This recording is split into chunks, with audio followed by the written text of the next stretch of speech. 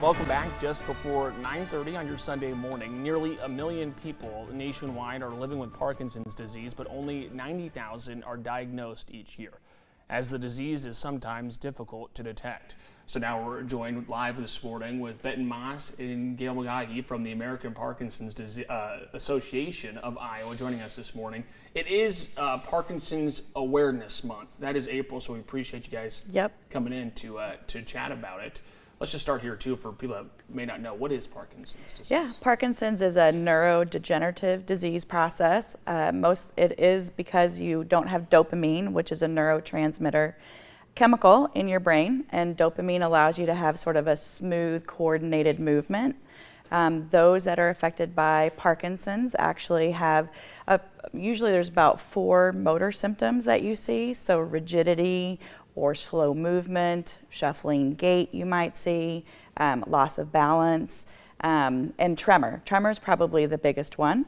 And more importantly, I just do want to say that you don't have to have a tremor to be diagnosed with Parkinson's. And a lot of doctors, particularly in rural places, think if you don't have a tremor, then you don't have Parkinson's, and that's not true.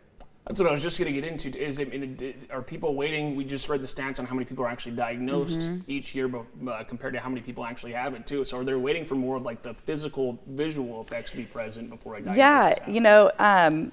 There's kind of sort of this cutoff. So once your dopamine begins, you lose beginning of your dopamine, then you get some sort of symptomology. And there's this thing called prodromal, which means it's before the big symptoms show up. So a lot of people have lack of sense of smell. They have difficulty with sleep, so they might act out their dreams in sleep, and then also constipation. And that's kind of these pre-morbid things that occur.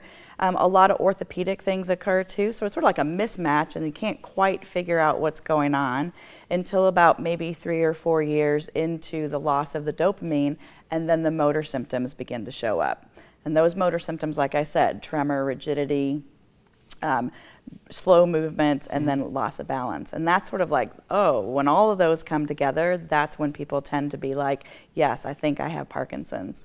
And how many people are impacted with Parkinson's? I don't know if there are specific Iowa numbers that you guys have or if it's a national number.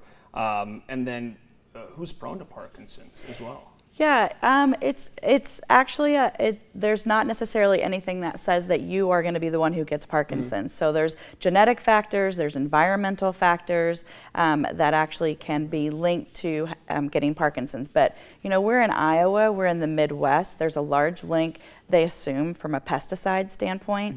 There's about 1 million people in Iowa that are, 1 million people in the U.S., but we have 10,000 people in Iowa that are affected.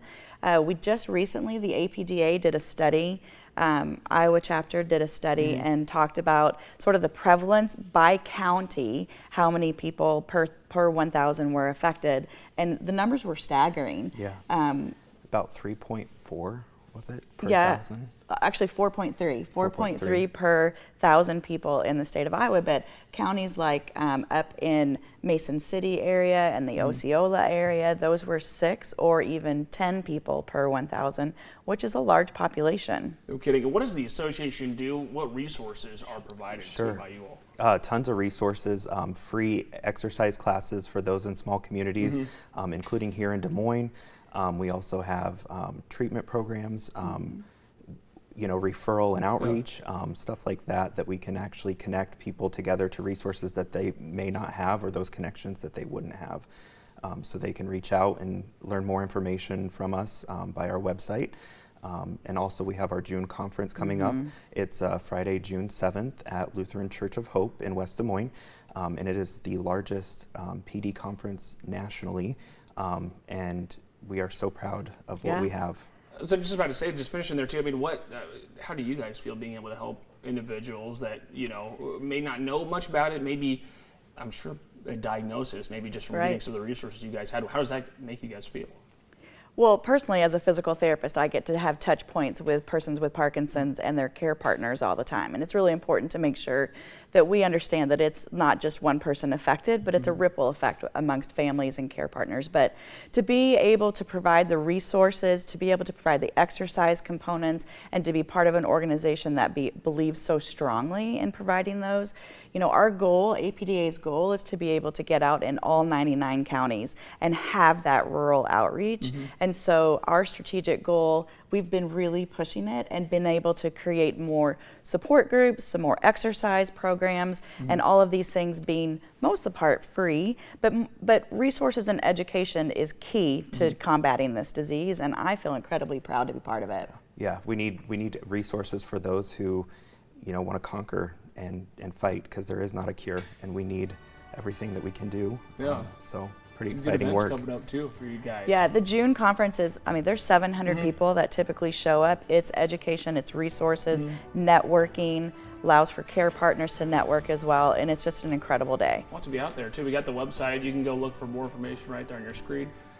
Galen Benton, thanks for joining us this morning. Thank you so much for appreciate it. having us. All right, we'll be right back with more news.